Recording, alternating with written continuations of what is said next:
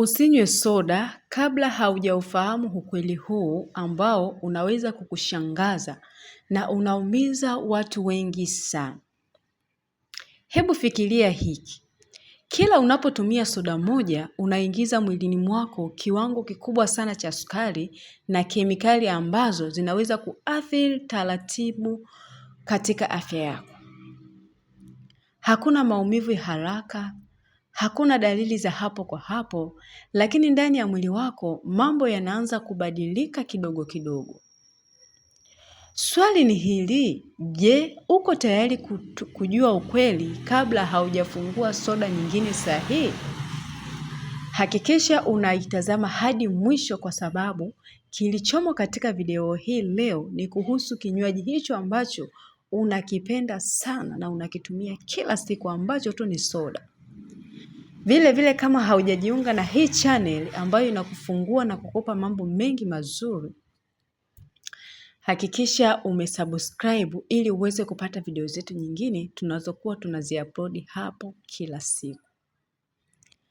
Karibu sana. Leo sitakuambia uache kunywa soda kabisa, bali nitakuonyesha ukweli ambao watu wengi hawaujui. Ukishaelewa ukweli huu, utafanya maamuzi wewe mwenyewe, maamuzi yaliyo sahihi kabisa. Maamuzi yako, mimi naweza nikakupa option, utajua wewe cha kufanya. Je, uendelee kunywa soda au upunguze kunywa soda au uache kabisa. Lakini usihofu. Hii ni elimu ya afya yako ambayo itakusaidia wewe pamoja na afya yako. Sehemu ya kwanza tutakwenda kuzungumzia sukari iliyozidi zaidi, mlipuko wa viwandani. Kunywa soda ni kama kupuuza mwili wako, ni kama kuupa mwili wako mzigo mkubwa wa sukari kwa wakati mmoja. Mwili unapokea sukari nyingi kuliko unavyoweza kutumia haraka. Matokeo yake, sukari hubadilika kuwa mafuta, uzito huanza kuongezeka polepole, mwili huanza kupoteza uwezo wa kudhibiti sukari. Na hapa ndipo hatari ya kisukari inapoanza taratibu. Kitu cha kujiuliza, je, unakunywa soda kwa ladha ya sekunde chache au afya yako ya maisha yote? Jibu unalo wewe. Ukipata jibu unaweza ukanitumia hapo kwenye comment. Sehemu ya pili nataka nikuambie kitu kwamba athari kwa ubongo inategemea bila kujua. Soda haikuachi huru kirahisi. Ladha yake tamu huathiri ubongo wako na kufanya utake zaidi. Unajikuta huwezi kula bila soda, unahisi hauna nguvu bila kunywa kitu kitamu, unakuwa na mazoea ya kila siku bila kujitambua. Hii sio bahati mbaya, ni utegemezi unaojengwa polepole. Sehemu ya tatu, tumbo na mmeng'enyo, usumbufu usioeleweka. Unahisi tumbo kujaa gesi, kuvimba au kutokuwa sawa. Soda inaweza kuwa chanzo. Inaweza kusababisha kuvimba tumbo, kujaa gesi nyingi, kukosa utulivu wa mmeng'enyo. Mwili wako unahitaji utulivu, sio msukumo wa kemikali kila siku.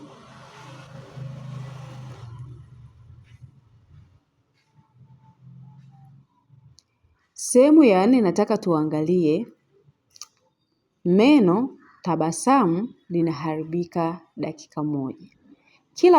Kila funda la soda lina asidi inayoshambulia meno yako.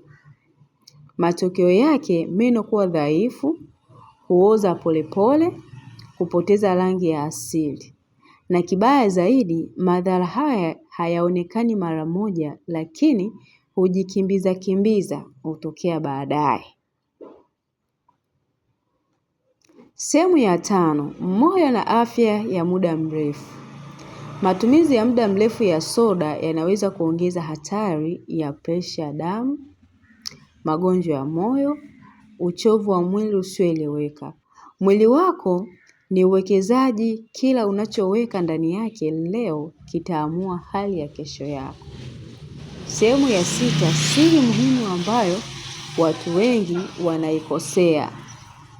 Watu wengi hudhani, nakunywa soda moja tu kwa siku haina shida, haiwezi kuleta madhara, haiwezi kunisababishia matatizo yoyote.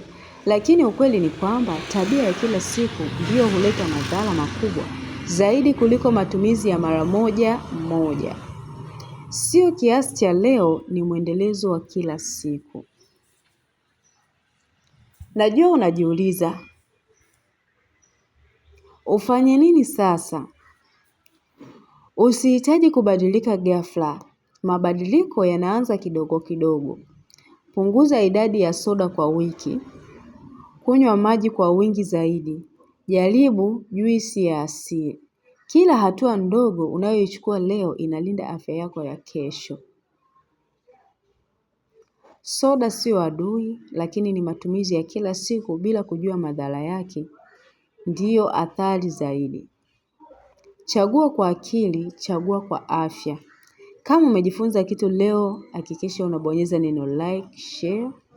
Kwa mtu anayejali afya yake, na usubscribe kwa kupata elimu ya afya yako zaidi. Afya yako ni jukumu lako.